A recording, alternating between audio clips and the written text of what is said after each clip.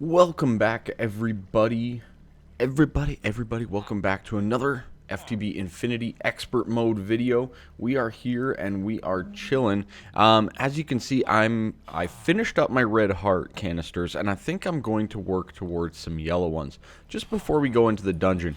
And not because the dungeon is overly difficult or anything like that, but it is a little bit, it might as well, right? We're going to need it anyways. Dang it. Alright. We have loads of bone and tin anyways, so, I think this one? 10. Good. So, we basically can get a whole bunch of this stuff good to go anyways. So, might as well do it right now while we're cruising. Boom. And I'm going to get all these red heart canisters. Now, there's a few other things that I want to do before we go into the dungeon. As you can see, I have a whole bunch of torches on me. That is a great way to go, for sure. But I really don't want to do that this time. I really don't want to take all these torches down with me. So I think what we're going to do is we're going to make some other form of creating light. And because it's a dungeon, right? You need to light it up or else bad guys will spawn. Simple as that, right? How much gold do we have? Can we even do this? That is a great question. We have loads of gold. Tons of gold. No issues whatsoever. So we're going to need some gold blocks. Let's just make 64. Might as well. Is there a way to, like... Is there a way to, like, auto do this? Or do you have to click every time? I've just been clicking every time. So, like, when I make, like, a stack of something like this, I'm just clicking. I don't know. There's probably a better way of doing it, but that's fine. Okay, boom. We're going to do a few of these. We're going to need, what, 10 of them? Perfect. Alright, so there we go. We have the 10 golden apples. All we need now is the miniature hearts. We can get these guys going. I think I'm just going to speed up this process and request 9 of them just at once. This is kind of the faster way than using the little squiggly. And boom, there is our 10 yellow heart canisters as well. So by theory right now, if I'm not mistaken, once we're fully healed, we'll have like 30 hit points. Very nice. Very nice indeed. These don't stack, do they? Dang it. Okay. It's fine. Alright, I'm going to put all the torches away. And in the meantime, let's quickly sleep off the night, because we have that technology. And we are going to go make an item to light up our way. Oh boy. We're about halfway, though. We're over half. Okay. Well, that's good. But, oh boy. That means that our culinary gens are kicking, fully running out, perfect, as well as our MFE is draining. Wow, that is crazy. Did this finish? Yes, we have the 4 transfer nodes. Okay, let's get our bedrockium from last episode as well, and make our hyper energy transfer node. This guy can transfer a ton of power, but like I said before, I'm going to use it on the culinary generators upstairs. Okay, let's quickly teleport over to the tower. Apparently I turned off my jetpack. It's fine. It's fine. Alright, so we are going to dabble a little bit into the blood magic realm, and I've already prepared everything to get what we need. The sigil of the blood lamp. It requires some imbued slates, which is just some reinforced slates on the altar at tier 3, which is what we're at, with 5,000 blood. Some glowstone and our blood orb. So pretty straightforward, not a hard recipe at all. Boom, we have it. Excellent. Now, I mean, if we check our overall amount, so we have, what is it, 150,000 LP on our system. So we're good to go there across the board. Now, this guy, what it does is it will use up some LP. So you'll see that we used about 50 LP for that. Okay, so I don't have unlimited yet, but this will assist us because what I can do is, does this work like this? It doesn't work with the tinkers, but that's okay. So what we can do, I don't believe I'll need the matic very often. So maybe I'll put the matic there. And I'll do the sigil of the blood lamp right beside it. So what this guy does is it will place down a magical torch, basically, from blood magic. Very nice little thing. And I can demonstrate here for you. So, boom, it throws down this little particle right there. You can see it. It's a blood light. And that lights up the exact same as a torch. You can just hit it and it disappears. No big deal there. And you're good to go. So, highly recommend it. Very, very nice little block by blood magic. Is this guy done? It is. Oh boy. Okay. Let's quickly do this. We're going to pull out all these gens. That's fine. Okay, all the generators. Okay, that's fine. Let's go downstairs quickly. And let's make our 64 times culinary generator. Awesome. Okay. Now we just basically put this guy down anywhere. We'll put it down right there, for example.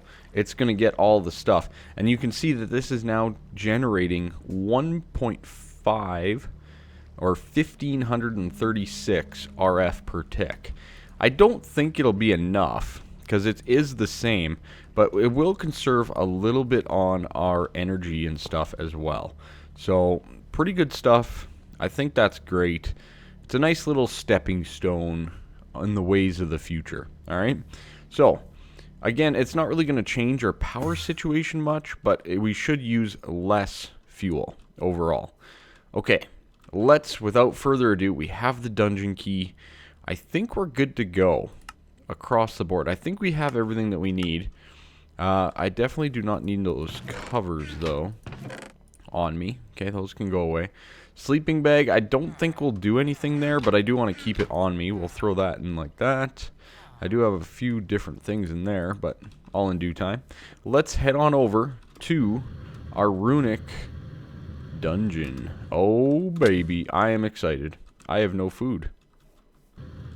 Food is something you should always take when adventuring, friends. There we go. Oh boy, that was close. Alright, we'll do the proper way of getting over there. This is the way we're supposed to be going every time. So we have about 31 hits on our stuff, so it's pretty sweet. Alright, so we're at the portal. Boom. Right click on it.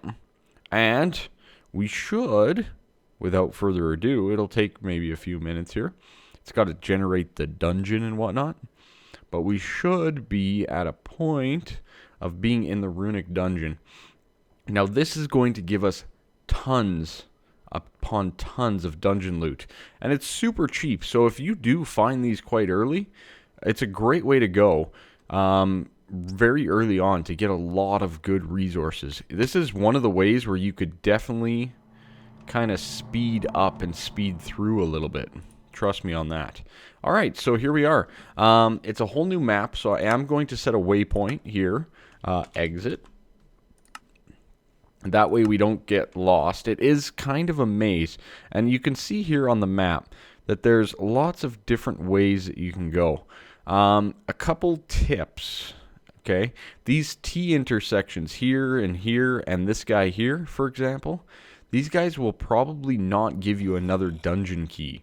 So you usually want to avoid those. Whereas these big dark rooms with all the mobs, those are usually pretty good. Okay, so let's see, where exactly are we going? If we go straight south, let's do that. So we'll go right down here. All we have to do is right click it. Boom, we've opened a new section. Now I can just kind of throw these around. Boom, boom.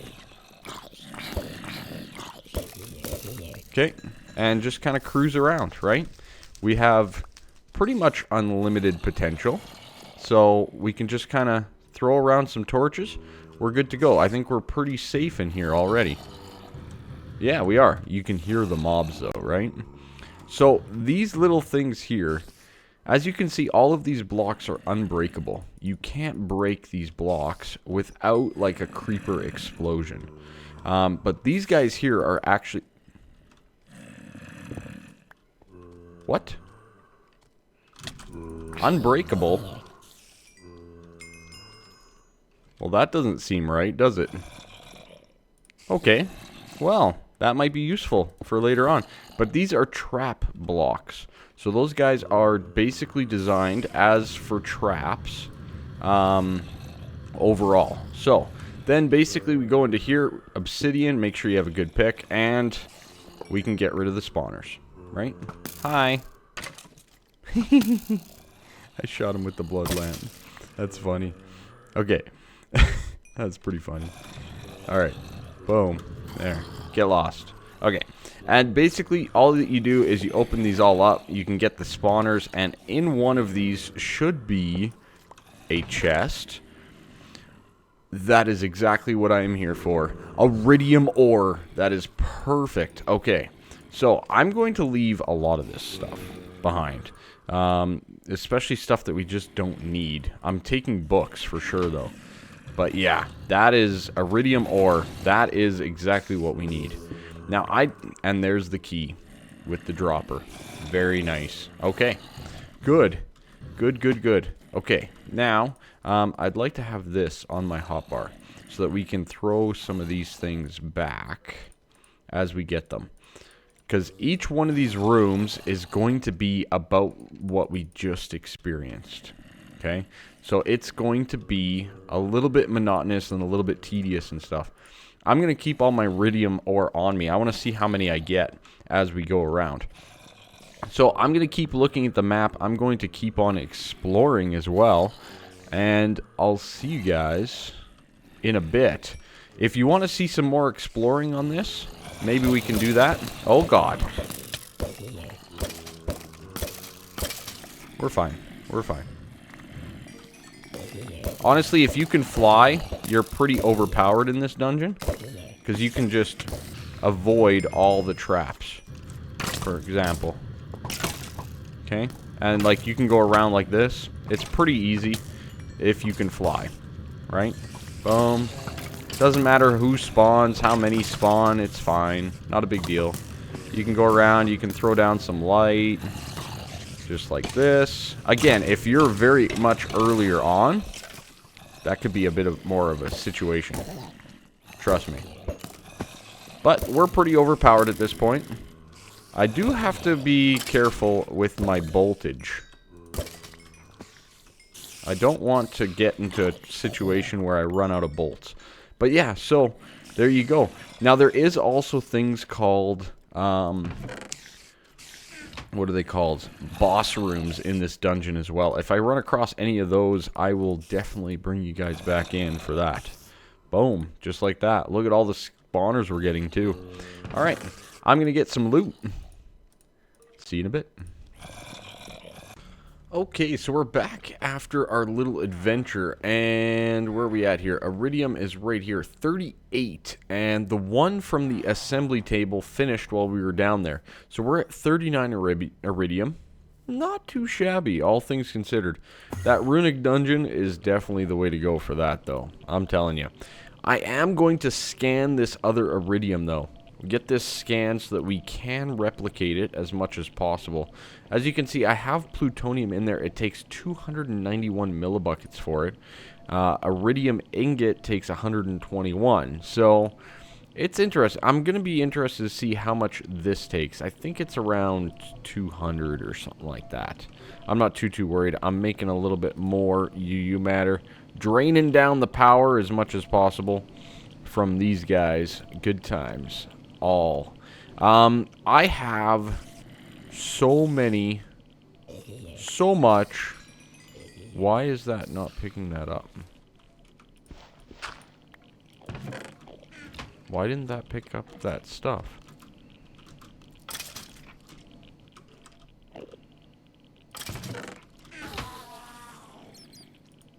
Why didn't that pick up all that stuff?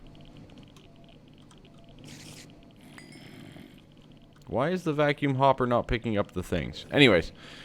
Oh, really? What the? What the heck, man?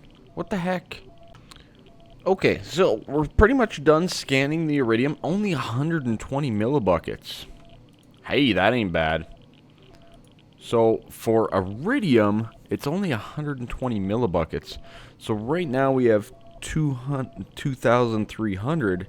We can make actually a decent amount of Iridium with our UU matter as well. That is great.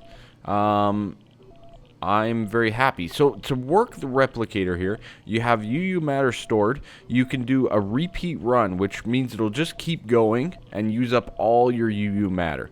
Or you can do a single run. Click on that. It'll start working. It'll start doing its thing. It's using up the UU. You know, it uses up one at a time. It takes time still. So it's got to use up the UU, and then it stores the power, if I'm not mistaken, on the replicator. So I'm going to let that single run go just for right now. Our power should probably be draining very quickly because this guy drains power when it's being used as well as this guy. Now, of course, you can speed these up and all that kind of stuff.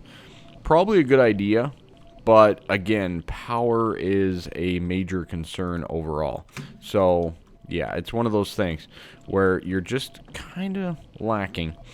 One of the things I wanted to look up, actually. Big reactors. I believe this guy is the expensive one. The Iridium fuel rod requires that RTG fuel, which requires plutonium. But all the rest, I think, is pretty straightforward, and I have... or I have the capabilities of doing it. Yeah. I'm pretty sure we're there. Okay. We may have to get into some big reactors pretty darn soon. I may even just rush it. Okay, and there we go. We have the Iridium. So it used up 120. We got a piece of Iridium back. Bingo bango, we're good to go. So, overall, that's working great. We have a good source of Iridium here. Boom, 39. Excellent. And that is going to lead us on our way towards quantum cores and all that jazz because, you know, that's a lot of stuff. But the big reactor may be a thing. Yeah. That may be a thing. Now, in the ME controller here, how much do we need? I believe we need 128 if my math is correct. So let's see. Enrich some Cenarium. Enriched Cenarium is irradiated uranium. That's easy. Okay. We can do that already. Except for the Cenarium, which I'm still kind of lacking in. That's okay, though. And this guy, the Cenarium alloy, how many of those do we need? So we need 4 of these, which requires 8 each. So that's 32 times 4 Iridium. That's 128 Iridium for 1 quantum core. 128 alloy and 32 diamonds. Okay. Not too bad. I've seen worse. We're getting to a point now where we are actually getting decently close to a lot of this stuff, which is great. And I'm very happy about that, let me tell you. But anyways, I'm going to do a little bit more. I think I need to run out of the house actually for a few minutes. And I'll be back. Oh, we also got a ton of experience for being down there. Very nice. So I'm going to get things going. Alright, so welcome back. I think I have decided that we're going to make a big reactor. Or at least try to. I'm really curious to see how much they've nerfed it and all that kind of stuff. So, one of the things that we're going to need is a lot of stuff. And some of those are some pellets of RTG fuel. I'm not sure if these are radioactive or not, but we're going to do that like that. And then we're going to need some Iridium fuel rods. And I'm pretty sure I can use even just regular old fused quartz, which I have a ton of. Perfect. Okay. We'll do like this, and this should give us our fuel rods. Now, this is going to be a decently small reactor to start off with, but we will be able to grow it as we carry on, and as we get more of that RTG fuel. I probably should have made a copy of that stuff. Oh well, it's fine. Not a big deal. Okay, so we have that. We have a whole bunch of Iridium and graphite bars here, ready to go for this process, but we're also going to need a few different liquids, and one of them is going to be gelid cryothium. And this guy we need because, well, we need it to be nice and cool. We need it to be cool, calm, and collected. So I'm going to get stack plus 64 here, and I think, if I'm not mistaken, I use it in the magma crucible to get gelid cryothium, and then that'll send it down below. So we'll get this guy going. By the way, my magma crucible is upgraded. It goes very fast, but be careful with that, because your power goes down pretty darn quick. Just saying. Alright, I'm gonna disable the this guy right now, because this just soaks up power. I was kind of seeing if glowstone dust would maybe work better or something, but I don't know. Nothing's working great. Okay, we do need another container. Do we have one? We do not have a hardened portable tank. Really? Really? Okay. Portable tank. Portable tank, good. Let's make one of those. Hardened portable tank. I think we need one of these first. We're this one, right? Good. And then, boom. Then we'll make it hardened, like so. Give me 4 en-devour. Thank you. There's our hardened portable tank. And that way we can start filling this guy up with gelid cryothium. Now, I don't know if this is actually going to be enough. I think I need 17 source blocks. I'm not sure how much we're going to end up with, but we'll be close anyways. I can always make more as we go. Also, on the big reactor, we're going to need a whole bunch of reactor casings. If I remember correctly, I think I need like 189 of these. So that is a ridiculous amount of steel, and worse yet, electrical steel. So I'm going to have to get some of this going. That is done basically by doing sand in the sag mill. Okay, let's get some more silicone up and running. We'll get that going, and in the meantime, we can take what we have here, all 12. I might need to get like another whole stack of sand going. That's fine. What else is involved with the electrical steel again? Iron and pulverized coal or coal dust. Okay. We should be good on those. It's just the silicone that we're kind of lacking in. Not no more. Okay, we'll go to alloys. Boom, boom, and boom. That should give us another stack, if I'm not mistaken, of electrical steel. All in due time here. So, that's good. But in the meantime, let's see how many we can make of those guys. So, boom. Let's make some big reactor casing. Shazam. Yeah, we're using the refined iron. Beautiful. Now, each one of those gives us 2. So we need, what, 95 of these? Okay, so let's see how close we can get. Missing graphite bars and yellorium. Okay. Good stuff. Now, let's get the... I think I'm just going to go this way. Refined iron. We have over 1,000. Nice. So let's take 4 stacks. Makes sense. And electrical steel. Let's get a stack for now. Yeah. A stack for now. Okay, good. So now we're going to make a whole bunch of this reactor casing. And I'm just going to click away. Click, click, click. Beautiful. Okay, so that gives us 64. Still definitely not enough. But with some of the other stuff, we can at least carry on and make some other things. Like the reactor controller here. We do need red pipe wire, which is pretty straightforward. And I'm going to get some of that right now. It takes 2 brief seconds in the assembly table. I actually already have some. That's fine. Okay, good and good.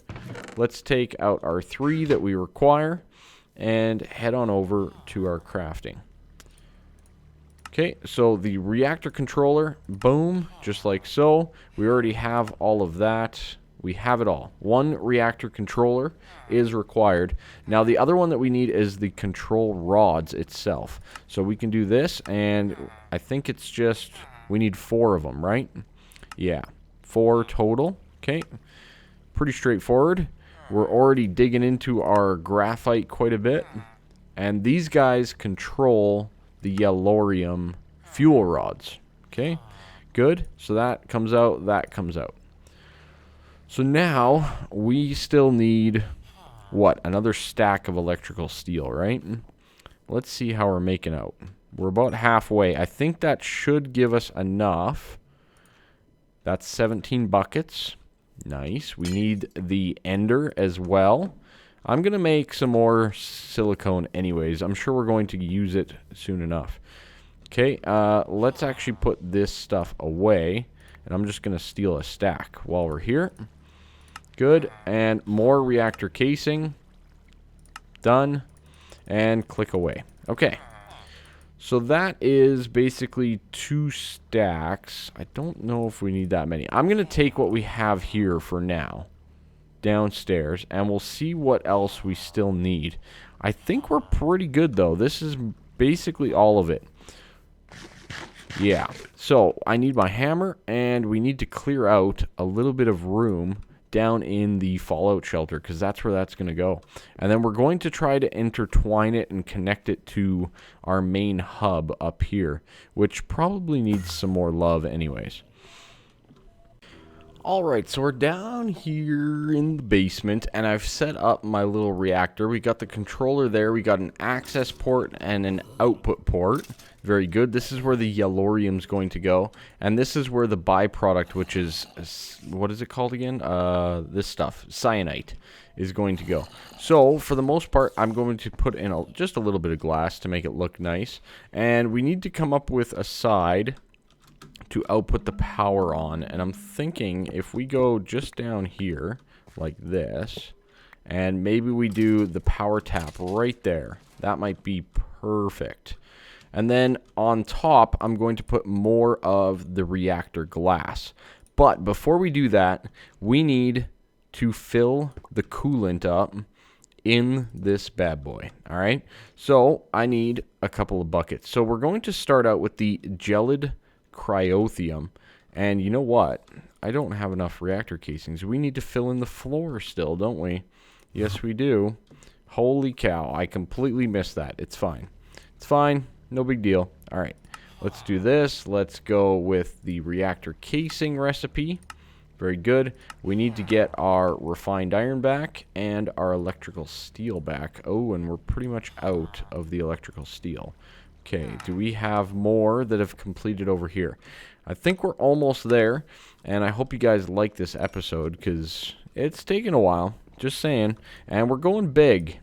We're going big finally. Alright, so let's get the Yellorium in there, and we should be able to make, I'm going to guess 20 off the top of my head. Let's jump on down and fill in the floor here, so that we can then place in the stuff. So like I said, this is a very small reactor, all things considered. It's only 1 high. With big reactors, it's usually recommended to go as big as possible. Oh, I was off by 1. It's fine. It's usually recommended to go absolutely as big as possible because of the way that big reactors works and the way that it cools and all that kind of stuff. Alright, so we need to place in the gelid cryothium, and what we're going to do is we're going to place it there, there, and all kind of around, except for on the corners here. And I think what I'll do for now is just kind of place, oh, well that's different. Okay, and get a few more. So we're going to basically be going like this in these T shapes around all of these control rods. So then on this side, we're going to have, by the way, don't go in there, just saying. Gelid cryothium, not all that pleasant. Okay, good and good. And then, of course, the corner will be empty. All right, beautiful. Okay, I think this is going to work out great. So 1 there, 1 there, 1 and 1. 1 there, and 1 there. Okay. Good, so that's that. And then the rest of this, because I'm short one control rod, I just kind of incorporated it all in together. So we're going to have the last T here, and then where that last control rod would go is the extra bucket of cryotheum. So boom and boom. You'll see right there, that's where a control rod should be. This will be our last bucket of U, and that'll go right there. So now all of that is stationary. That's good. And now we can start on our next fluid. And this guy is the resonant ender fluid. Okay, good. So that is going to go there, there, and all the way around the outside, basically, of this reactor. Okay, mixes wonderfully with the gelid cryotheum, and it's definitely best on the outside. Now this reactor is going to produce a decent amount of power, but still, I mean, never enough, right? We're never going to have enough power, it seems, so we'll just say never. All right, good, good. So this is going to go all the way around the outside, like it's going already. And then there's going to be a few other spots kind of tucked in on the inside. Basically where this dirt is, for example, that is going to be a molten enderium, or sorry, resonant ender, and that will be resonant ender as well. Now don't get them mixed up. Molten enderium is completely different than resonant ender, so please do not get them mixed up. One is a lot more expensive for one. Okay. There we go. We have the entire outside filled. That's good. And then we just have to do the corners on this side as well. If I'm not mistaken, right there and right there. Okay. Is that it? I think that's her. So we have the T's of the gelid. Oh, over here we have just a big old clump of it until we get that additional control rod, because I don't have it yet. And then basically all that we're going to do is we're going to close this in. I like using some glass here. It just looks better. You really don't have to. You can just use the regular old casing. No different than before. So I'm just going to use the glass. Oh, I'm one short? Really? One glass short, and a few reactor casings short as well. But that's okay. We'll head on up to the machine room, and we'll get those done. Alright, so the final 10 blocks are coming in. I'm just going to place one there to kind of enact as a control rod. And here we go, the last few going in.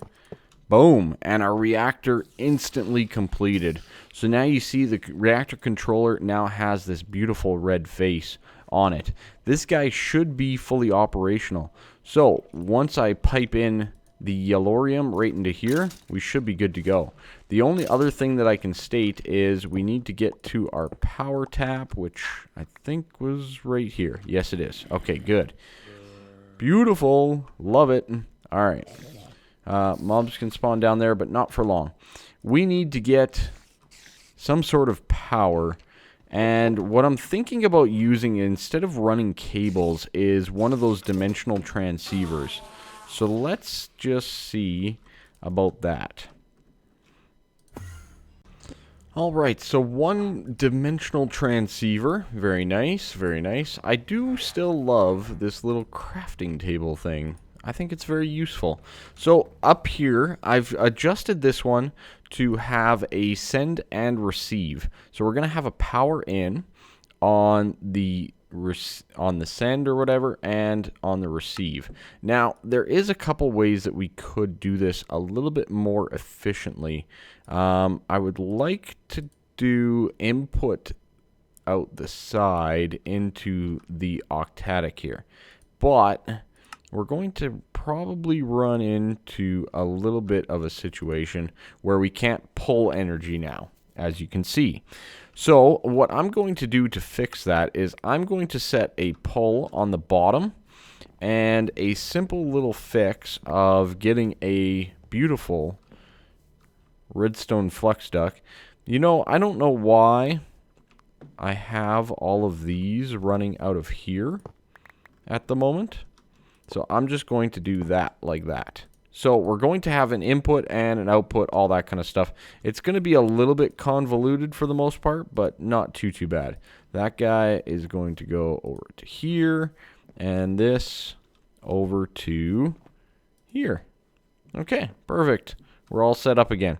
So now we should be completely good to go. That transceiver should be pulling and receiving power all at the same time. Not ideal, for sure. I probably should have a spare, to be honest. But for right now, resource, time, all that kind of stuff, because we're basically at the end of this episode. Let's head on down to the Fallout section. I want to get this big reactor up and running. So this guy is then going to connect to that tap, and we are basically going to have it send on power in. Very nice. So once that guy gets power, it should fire up. Now these are control rods, rod insertion. There's different things that you can do. So we can be, for example, 100% inserted. You can go down by 5, and you need to hold Control Alt to change all of them. So make sure you do that. So I think what we're going to do is we'll just start off at 50% for now. Just for now. And we'll see what this comes up to. Out of mob essence. Nice. It's exactly what I was hoping for. We're going to put in some Yellorium. It pulled a whole bunch to fill the core, and I'll fill up the rest. Okay, I think we are good to go. So we can now activate the reactor. Bingo bango, we're starting to see a whole bunch of RF come in, flux per tick, and we are at 1.1. Okay, yeah, okay, that's about right, at 50%.